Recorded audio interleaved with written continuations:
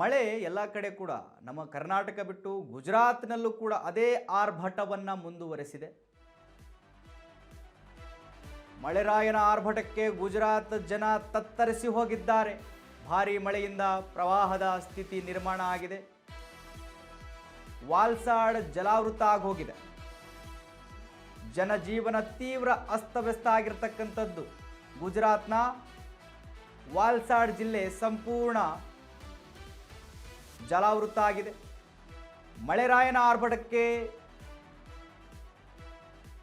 ಈ ನದಿಗಳಾಗೋಗಿದ್ದಾವೆ. ರಸ್ತೆಗಳೆಲ್ಲ ರಸ್ತೆ, ಮನೆ ಹಾಗೂ ವಾಹನಗಳು ಸಂಪೂರ್ಣ ಜಲಮಯ ಆಗೋಗಿದ್ದಾವೆ. ವೀಕ್ಷಕರೇ, ನೀವು ದೃಶ್ಯದಲ್ಲಿ ಗಮನಿಸ್ತಾ ಇದ್ದೀರಿ ಗುಜರಾತ್ನ ದೃಶ್ಯ.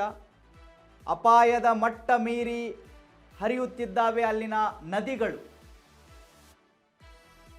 ದೃಶ್ಯದಲ್ಲಿ ಗಮನಿಸ್ತಾ ಇದ್ದೀರಿ ನೀವು